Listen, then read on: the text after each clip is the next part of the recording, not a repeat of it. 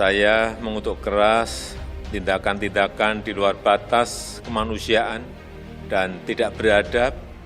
Tindakan yang biadab itu jelas bertujuan untuk menciptakan provokasi dan teror di tengah-tengah masyarakat yang ingin merusak persatuan dan kerukunan di antara warga bangsa. Saya juga telah memerintahkan kepada Kapolri dan Panglima TNI untuk meningkatkan kewaspadaan. Untuk melaporkan Saudara Panji Gumilang, pimpinan Pondok Pesantren Az-Zaitun, karena ada beberapa pernyataan dari Panji Gumilang yang sudah viral di media massa dan media sosial, yang menurut analisa kami, yang menurut dugaan kami itu adalah sudah termasuk dalam penistaan agama dan pelanggaran Undang-Undang ITE. Jadi hari ini kami datang ke Bareskrim untuk menyampaikan laporan polisi, karena kami tidak mau ini terus-terusan jadi polemik di media sosial. Dan kondisi sekarang itu sudah mulai meresahkan masyarakat. Banyak demo yang muncul, banyak perdebatan. Nah, ini akan berpotensi memecah belah bangsa. Dan kemudian kami dari pembela Pancasila melihat ini sudah mengarah kepada pelanggaran nilai-nilai Pancasila selain kemudian penistaan agama. Oleh karena itu kami datang ke sini ingin meminta kepada aparat penegak hukum untuk mengakhiri polemik dan persoalan yang sekarang sedang berkembang di tengah masyarakat. Jangan sampai kita menunggu korban muncul. Dengan demo yang kemarin, coba dibayangkan 3.000 orang dihadapi oleh 10.000 orang. Kalau seandainya ada provokasi di tengah lapangan, itu akan bentrok dan menelan korban. Kami ingin ini diselesaikan secara hukum. Kalau Panji Gumilang salah, harus dihukum sebagaimana aturan hukum yang berlaku. Kalau dia benar, buktikan nanti di pengadilan. Ini adalah konsumsi bagi dasar pemerintah untuk melakukan tindakan hukum. Seharusnya yang namanya Panji Gumilang itu sudah cukup. Dia melakukan tindakan berupa menghina agama, melecehkan agama, menodai agama, dan melakukan tindak kriminal lain yang juga diancam dengan Undang-Undang 1 PNPS 65 dan pasal 156A dan 156. Sebenarnya sangat cukup untuk dilakukan tindakan hukum secepat mungkin.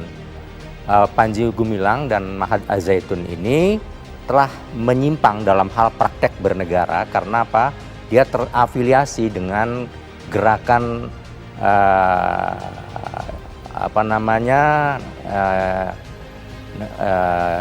negara Islam NII. Atau NII.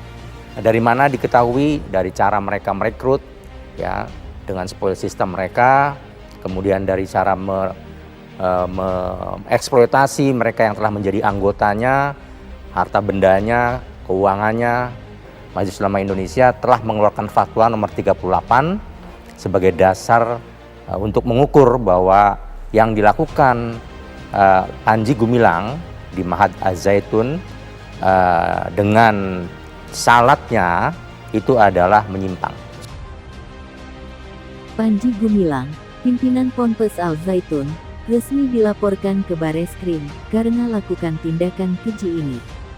Majelis Ulama Indonesia meminta aparat penegak hukum segera menangkap pendiri Pondok Pesantren Al-Zaitun, Panji Gumilang. MUI menilai, Panji telah menghina dan melecehkan agama, lantaran ajaran yang disampaikan Panji Gumilang di Yayasan Al-Zaitun menyimpang dari syariat Islam. Wasekjen Bidang Hukum dan HAM MUI, Ihsan Abdullah menyatakan, ada dalam kajian MUI, ditemukan sejumlah penyimpangan paham keagamaan yang di Ponpes Al-Zaitun pimpinan Panji Gumilang. Pendiri sekaligus pimpinan Pondok Pesantren Al-Zaitun, Panji Gumilang, telah dilaporkan ke Bareskrim Polri, Jakarta Selatan, pada Jumat, tanggal 23 Juni tahun 2023. Panji Gumilang dilaporkan Forum Advokat Pembela Pancasila, terkait pernyataannya yang dianggap menistakan agama dan melanggar Undang-Undang ITE. Tak hanya dianggap melakukan penistaan agama, dan dianggap melakukan pelanggaran UU ITE, pihaknya juga menganggap adanya pelanggaran pada nilai-nilai Pancasila. Oleh karenanya, ia meminta kepada aparat penegak hukum untuk menindak dan mengakhiri polemik tersebut. Pada laporan ini, pihaknya membawa sejumlah bukti dugaan pelanggaran yang dilakukan oleh Panji Gumilang untuk diserahkan kepada aparat kepolisian. Selain itu, dalam kasus ini juga diklaimnya sudah ada sejumlah pengacara atau kuasa hukum yang untuk mendampingi perkara yang dilaporkannya itu. Untuk saat ini, sudah ada 9 pengacara yang melakukan tanda tangan bersedia untuk mengawal kasus ini. Pakar politik Prof. Salim Said juga mengungkapkan bahwa keponakannya pernah menjadi korban dari ajaran sesat Panji Gumilang. Dirinya menceritakan, keponakannya sampai berani merampok barang-barang milik orang tuanya sendiri. Itulah ini cerita ini sudah lama saya dengar. Bahkan ada keponakan saya jadi korban. Keponakan saya itu 10 tahun lebih yang lalu itu mahasiswa salah satu universitas terkemuka di Jakarta, Fakultas Teknik. Oke. Kacau karena dia rupanya direkrut oleh Al Zaitun dan dia mulai mengambilin barang-barang dari orang tuanya. Okay. TV apa segala macam begitu. Saya waktu itu duta besar di Praha, di Ceko.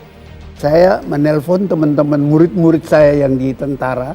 Saya kan dulu mengajar di Sesko TNI, mengajar di PT IKA.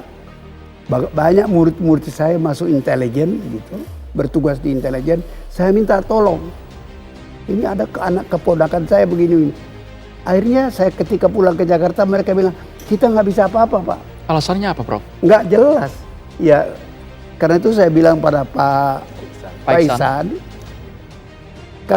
kalau yang berurusan dengan agama yang punya wewenang seperti Majelis Ulama saja tidak bisa berbuat apa-apa, apalagi lembaga-lembaga yang lain yang tidak dianggap menguasai soal-soal agama. Yang jadi pertanyaan adalah ketika ketua Majelis Ulama itu adalah Pak Ma'ruf Amin, itu keputusan Majelis Ulama yang memutuskan bahwa Ahok itu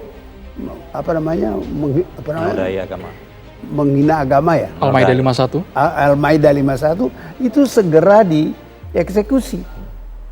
Itu keputusan Majelis Ulama, dihormati oleh pemerintah. Pertanyaannya sekarang, kenapa keputusan Majelis Ulama yang sudah lama tidak dikerjain oleh pemerintah sehingga terjadi gesekan di masyarakat? Ini apa yang terjadi? Ya. Itu persoalannya saya kira.